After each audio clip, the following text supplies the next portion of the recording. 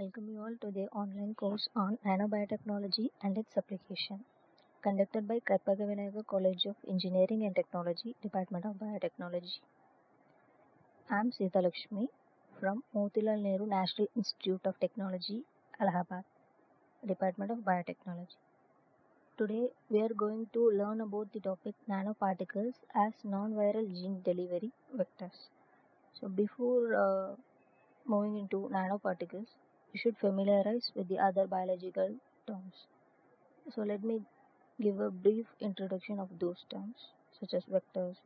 What is non-viral gene delivery? What is the purpose of using this vector? Uh, such like gene therapy. Mostly we know about gene therapy, using of genes to prevent or treat a disease. Initially, it is used for treating hereditary diseases, but now it is used also in the treatment of acquired diseases such as cancer. Gene therapy is mainly classified as germline gene therapy and somatic cell gene therapy. So, what is germline gene therapy? The modification introduced in the germ cells are known as germline gene therapy. The change which is introduced in the germ cell is heritable. That is, it can pass to the next generation, future generation. But somatic cell gene therapy is not heritable. The modification is introduced only in the somatic cells. Here, there are two types of somatic gene therapy, such as augmentation gene therapy, and targeted gene transfer. So, what is the difference between these two? Means in augmentation gene therapy, functional gene is introduced along with the defective gene. It means that both the genes are present in the cell, both the defective and the functional. But in the targeted gene transfer, we are replacing the defective gene with the functional gene. That is, genetic recombination, homologous recombination will take place in targeted gene transfer. Gene delivery. We are using this gene therapy method, right? So what we are doing practically, we are inserting a gene, functional gene, into the cell. So it should deliver into the particular cell. For that, we are using gene delivery methods. There are two methods, such as direct and indirect method. In direct method, there is no usage of vector, and the direct method is also inefficient and non-viable because it possesses low transfection proficiency, low transfection rate, that is. So mostly indirect method is preferred. In indirect method, we are using a vector. So what is a vector? We will see. This vector will compact our DNA of interest, and it will protect our DNA of interest from the enzymatic degradation also. So what are vectors? Vector is like a vehicle, like agent, a carrier. It may be a carrier also, which will protect our genetic material from the degradation, enzymatic degradation, and transport it to the particular cell where we want to target the DNA of interest, like into the nuclear interior also. So there are also types of vectors used in gene therapy. One is viral vector and the other one is non-viral vector. By the name itself, we came to know that viral vectors consist of viral particles, something like. In non-viral vectors, there is no usage of virus. So in this topic, we are preferring the non-viral vectors. Why so? Even though the viral gene delivery system shows high transfection rate, but it has the main disadvantage such as oncogenic effects and immunogenicity. So we are preferring the non-viral gene transfer. So what is the speciality of this? Means it enables targeting. It targets only our particular cell, not the other cell. And we can also analyze the effects. So we are preferring the non-viral gene transfer. And it has no oncogenic effects also. And it doesn't provoke our immunogenicity. So what are the characteristics of a good vector? should replicate autonomously, and it should be easy to isolate and purify. Replicate autonomously in the sense, once it enters into the cell, it should be capable of replicating. And if we are going to isolate a gene from a vector, and then it should be easy to isolate and purify our gene of interest, and it should be easily introduced into the host cell, a vector. While we are trying to insert into an organism, maybe a human, it should be easily introduced, and a suitable marker should be present in the vector. Marker genes like maybe it may be antibiotic resistance, like ampicillin, anything. So it should be marker gene, suitable marker gene. Different vectors should contain different marker genes, and the cells transformed with the vector containing DNA insert, that is, or DNA or our DNA of interest.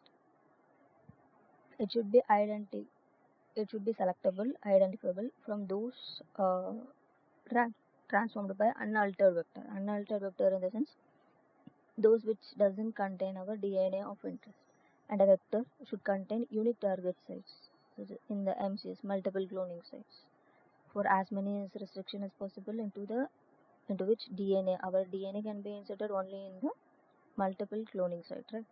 So they are mentioning that area in this point. So consider, now we have a vector and we are targeting it into a cell. So it enters into the cell. But is that only enough? No, right? It should express the gene. So not only gene delivery, but gene expression is also very important for the therapeutic effect. Then only the patient can recover from the particular disease. So for a gene to be expressed, a vector should contain the control elements like promoter, operator, and the binding region.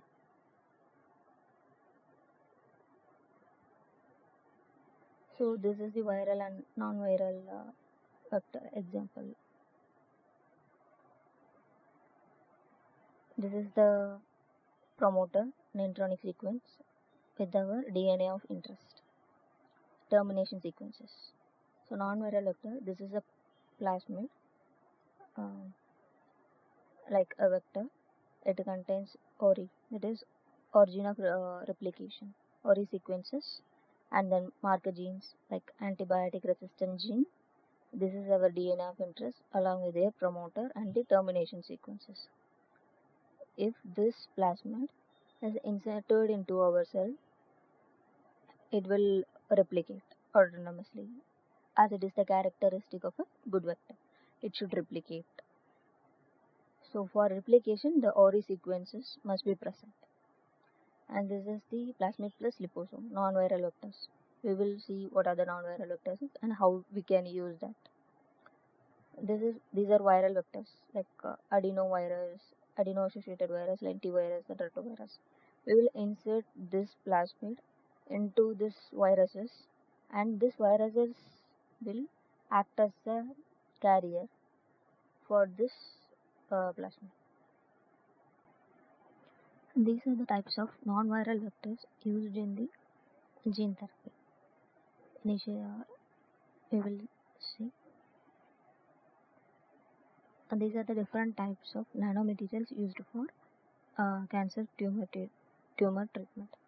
So nanoparticles and their respective size 1 to 100 nanometer, nanoroders of 10 to 100 nanometer, and nanotube 3 to 100 nanometer, and nanoshell 100 to 150 nanometer. And these nanoparticles are used to target the cancer cells and used for their treatment. So the first non-viral vector is cationic lipids. Cationic lipids made up of a cationic head group attached by a linker to a hydrophobic moiety lipid group. So this linker acts as a bridge between the cationic head group and the lipid molecule. So based on the structure, the cationic lipids are classified into monovalent aliphatic lipids and multivalent aliphatic lipids. So what is monovalent aliphatic lipids? It contains a single amine function in their head group. That is single functional group, amine functional group in their head group. Example, DOTMOD, DOTAP, DMRI. Multivalent aliphatic lipids. In the multivalent aliphatic lipids, the polar head group contains more than one, that is several amine functional groups. Example, DOX. So in the multivalent aliphatic lipids, the main component of the cationic lipid is a polar head group and a lipid chain which is attached by a linker. These three are the main components of cationic lipids commonly, but especially for multivalent aliphatic lipids. So these are the structures of monovalent aliphatic lipids and the multivalent aliphatic lipids. So we can see the head group, and this is the polar head group which contains amine functional groups. In multivalent aliphatic lipid, it contains the polar head group contains several amine functional groups connected to the lipid molecule which is attached by the linker. So these are the multivalent aliphatic lipids, and DOTMOD, DOTAP, these are monovalent aliphatic lipids. And the DOPE, it is the helper lipid. We will see what is the purpose of this helper lipid in the upcoming slides. So these are the structure of the cationic lipids which are used in gene therapy. So cationic lipids, as we see, this amine functional group possesses positive charge, right? So the overall charge of the cationic lipids is positive, as the name itself suggests that cations. By the word cation, we came to know about the charge. The charge of this lipid is positively charged. So what is the purpose of this positively charged lipids, that is cationic lipids? The cationic lipids contain positively charged, which can easily bind to the phosphate group of DNA, which possesses negatively charged. So they can easily bind with the phosphate group of DNA. So cationic lipids and DNA usually interact, forming lipoplexus. So what is lipoplexus? It is a multi-structured layer where the DNA is sandwiched between the two cationic lipids. It's like a sandwich. The DNA is in between, and the other two sides are cationic lipids. These lipoplexes effectively transfecting the hepatic and intratumoral cells. Hepatic means liver cells and tumor cells. So for transfecting, we are coupling the cationic lipid with the DNA. Once it is coupled, the DNA is protected from the enzymatic degradation. What enzymes will degrade the DNA? Nucleases. The cationic lipids, the lipoplex structure will protect our DNA of interest from the enzymatic degradation and helps in reaching the particular cell. So example of this lipoplexes, aspartic acid or glutamic acid. These were used as linkers between a core of lysine. Lysine is a polar head group and two C14 hydrocarbon chains. Sorry. This is the lysine is the head group, and these are the lipid moiety, and aspartic acid or glutamic acid is used as the linker. This is coupled with the DNA and form a lipoplex. So what are the advantages of lipoplex means? It is greater ease of use and efficiency also high with low toxicity. But what is the disadvantages? So it will become cytotoxic beyond the certain charge ratio, that is lipid to DNA 3:1. We should have, if we have the DNA 1x and the lipid should be of 3x. If it exceeds this charge ratio, then it may become cytotoxic. If it is within this ratio, then it will possess low toxicity only.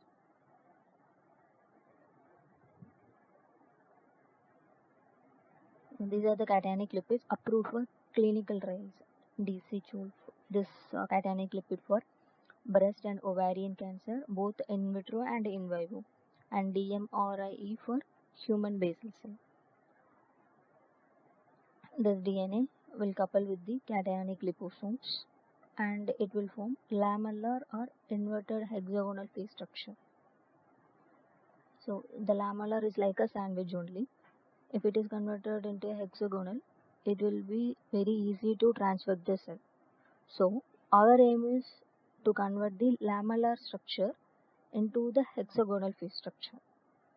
So what we are doing for this conversion means we are adding the helper lipids so that it can convert the lamellar structure. Lamellar structure will convert into the hexagonal structure and its transfection efficiency will also be high. So for transfection application, cationic lipids are often mixed with the helper lipids. As I said, helper lipids, example of helper lipid is DOPE. So the cationic lipids with the DNA is mixed with the helper lipid DOPE or cholesterol, which will improve the transfection efficiency. And in this point, this is very important, the ratio and combination of cationic lipid to the helper lipid. This is one of the important factor in determining efficiency and toxicity. The next non-viral vector is cationic polymers. Basically, there are two main groups of cationic polymers, such as natural polymers and synthetic polymers. The examples of natural polymers are proteins, peptides, and polysaccharides. The examples of synthetic polymers are polyethylamine (PEI), dendrimers, and polyphosphoesters. The name itself suggests that polymers have positive charge. Cationic polymers. So positive charge. The positive charge is due to the amine group or ammonium ions which are present in the polymers. So the polymers interact with the DNA that have negative charge due to the phosphate group through the electrostatic interaction, and the N by P ratio, which is important in the deciding the morphology and size of the complex, where N is the number of amine group in the vector and P is the number of phosphate group in the DNA. The natural polymer, example of the natural polymer is chitosan, which is widely studied non-viral vector in both in vitro and in vivo. And the chitosan is non-toxic at high concentration also and at all molecular ranges. The chitosan DNA polyplex is successfully applied to the oral and nasal gene therapy. Why? Because means it has mucoadhesive property. That property will help the chitosan to be successful in the oral and nasal gene therapy. But even though the chitosan has efficient nucleic acid binding capacity and DNA compaction, but its delivery efficiency is low in most of the cells, that is cells other than the oral nasal cells. So in order to increase the transfection ability, we are using chitosan derivatives such as aminoethylchitin, then thiolated chitosan, chitosan methoxypolyethylene glycol, cholesterol, and low molecular weight alkylated chitosans have these are proved to have improved transfection ability. Then chitosan was conjugated to folic acid for targeting tumor cells, allowing folate receptor mediated endocytosis. In order to increase the transfection ability, we are conjugating the chitosan with folic acid.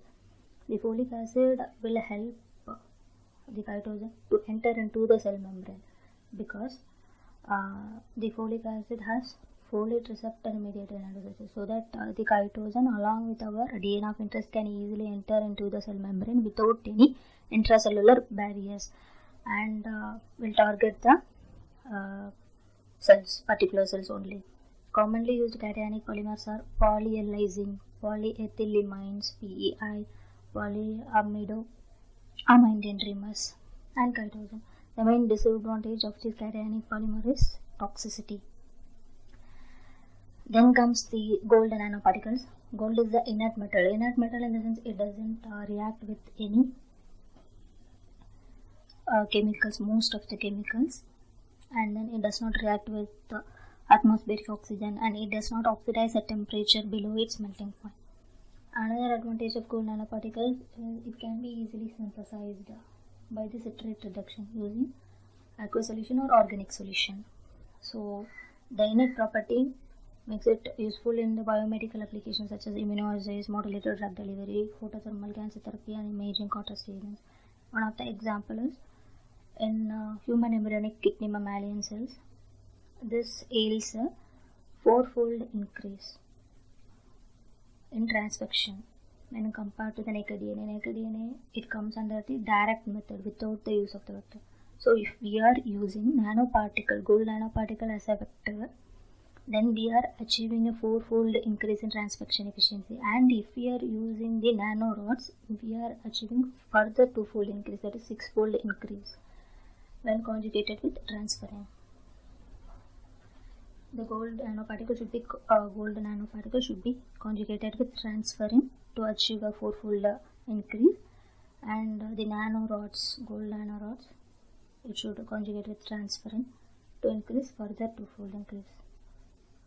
So advantages of nanoparticles, gold nanoparticles, it can be easily synthesized as I said, and size of the nanoparticles can easily tune within 200 nanometer, and it is also easy to functionalize. The recent advancement in gold nanoparticles, this positively charged gold nanoparticles is used in the drug delivery, controlled release of DNA upon UV radiation, and but it has some problems, disadvantages such as accumulation of the nanoparticle in the cell. So it may become toxic to the cell and it may hinder the cell growth. Inorganic nanoparticles cannot be dissolved easily, and excretion is also difficult due to their size, due to the large size. So it should be below 100 nanometer.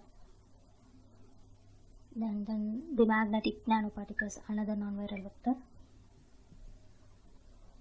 These magnetic nanoparticles attract great attention because these metallic crystals possesses great potential in drug delivery and gene therapy, and it is guided through the use of the applied magnetic field to specific particular tissue, organs, possibly even into the cells, into the cytoplasm. We can guide the nanoparticles through the magnetic field. This is the principle of this works under the principle of magnetofriction. Mostly used magnetic clusters are super paramagnetic iron oxide nanoparticles, such as specifically magnetite. The other metals which are used in the magnetic magnetofriction is copper, cobalt, manganese, nickel, chromium, etc. The most effective transfecting agent which is used along with the magnetic nanoparticles are effectin. It proved to be that it can transfect up to 90% of the cells, all cells. Advantages of magnetic nanoparticles: it can be easily synthesized as such other nanoparticles like gold nanoparticles, and it can be also coated with a layer of biocompatible polymer so that it cannot be rejected by our body. Then it can be easily functionalized with biomolecules also. The main advantage of the magnetic nanoparticle is rapidity of the delivery. Within minutes, it can be targeted to the specific site. So basically, it reduces the time of delivery, and it gives enhanced gene expression also due to the specificity, and it can use very low DNA to inject into our body, because we are using the magnetic force to direct the magnetic nanoparticles into the particular tissue, so it won't be distributed to other regions. So only small amount of DNA is enough.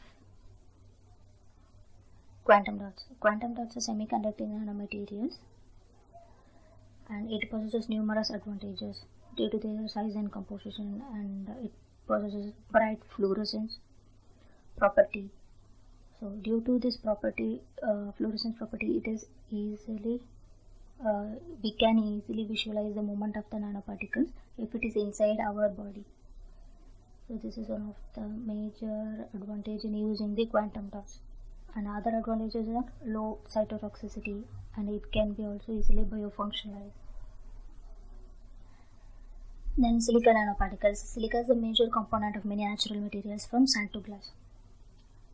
It can be also used in biomedicine due to its ease of functionalization.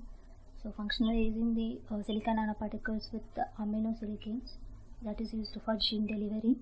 An example is the silica nanoparticles functionalized with the N6-aminohexyl-3-aminopropyl trimethoxysilane. This functionalized nanoparticle is able to transfect the host cells with very low toxicity. It was proved in vivo.